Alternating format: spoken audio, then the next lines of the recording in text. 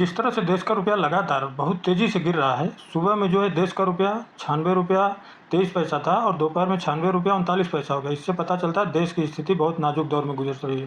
देश की अर्थव्यवस्था पूरी तरह से बर्बाद हो चुकी है।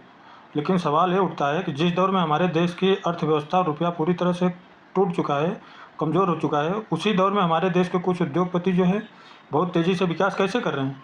जहाँ पे हमारे देश की अर्थव्यवस्था और टूटते रुपये का कारण ग्लोबल और वैश्विक कारण बताया जा रहा है, वही जो है हमारे देश के उन तमाम उद्योगपतियों जिन्होंने इसी दौर में विकास किया, उनके जो है ऊपर ग्लोबल का कारण क्यों नहीं असर कर रहा है। उनकी संपत्ति कैसे बढ़ गई। एक जो है उद्योगपति थे जो कि 2014 में उनकी पूरी संपत्ति 14,000 करोड़ के आसपास थी, वही जो है आज 1 लाख करोड़ के ऊपर पहुंच गई है 10-12 साल में।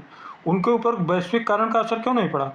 आज जो है पूरे देश दुनिया में उनके कई कंपनियां चालू हो चुकी हैं और उसके लिए हमारे देश के प्रधानमंत्री महोदय विदेश यात्रा का बहाना करके विदेश नीति मजबूत करने के बहाने जा रहे हैं, उनके व्यापार को सेट कर रहे हैं।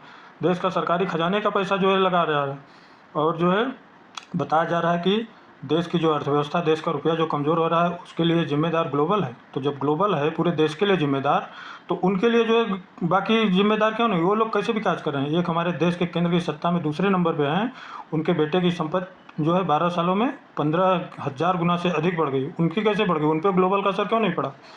उसी तरह से जब पूरे दुनिया में ग्लोबल का कारण है, तो पूरे दुनिया का जो रुपया और अर्थव्यवस्था क्यों मजबूत हो रही। क्योंकि जब उनका मजबूत हो रहा है तभी तो हम कमज़ोर हैं। हमारे से गरीब गरीब देश हमारे के बराबरी में आ गए, जैसे भूटान, अफगानिस्तान तो हमारे से आगे जो है उसकी करेंसी निकल गई। तो ये हमें जो है धर्म का चूरन चटाया जा रहा है और देश को बर्बाद किया जा रहा है। ग्लोबल का कारण नहीं, हमारे देश के सरकार की गलत नीति है और हम लोगों को, पूरे देश को जो है इस तरह का झूठा पैमाना बताया जा रहा है कि इसके कारण जो है ये हो रहा है। जबकि हमारे देश के सरकारी खजाने का पैसा किसी उद्योगपति के विकास के लिए लगाया जा रहा है। हाँ, जितने आज एयरपोर्ट बन रहे हैं, जो लोग सब लोग गुणगान कर रहे हैं, इतने एयरपोर्ट बन गए। ये जो एयरपोर्ट बनाए जा रहे हैं सब सरकारी पैसे से बनाए जा रहे हैं, लेकिन फिर सौंप किसको दिया जा रहा है, एक उद्योगपति को। तो ये इस तरह का सरकारी खजाने को खाली किया जा रहा है एक व्यक्ति को बढ़ाने के लिए। और ये प्रमाण भी है कि उस 14-12 साल में वो व्यक्ति की संपत्ति जो है इतनी तेज़ी से कैसे विकास कर गई। दुनिया के 60 नंबर में भी नहीं आते थे, आज एशिया के नंबर 1 वो व्यक्ति पहुंच गया है। उस पर ग्लोबल का क्या असर क्यों नहीं पड़ा। यहाँ तक कि बीच बीच में ऐसी उनके ऊपर आरोप लगे तो उनका जो है और कमज़ोर होना चाहिए, लेकिन आरोप के बावजूद भी जो है वो आदमी डेवलपमेंट करता गया। देश के तमाम बैंकों को जो है सीज कर दिया गया, ताला बंद कर दिया गया, लोगों के जो अकाउंट है उसको फ्रीज कर दिया गया। वो पैसे जो है वो सारा एक उद्योगपति को विकास के लिए लगाया गया। लेकिन जनता की मूर्खता देखिए कि जिसके अकाउंट थे वो रोता रहा, लेकिन सारी जनता देखती रही। उन्होंने बोला कि बैंकों की जो हेरा फेरी है, लेकिन बैंकों का हेरा फेरी करने वाले कर्मचारी को कितने को सज़ा मिली, किसी को कुछ सज़ा नहीं मिला। क्योंकि वो एक जो है प्रोपोगंडा था कि देश के जो बैंक बंद हो रहे हैं उसमें करप्शन है। वो करप्शन नहीं था।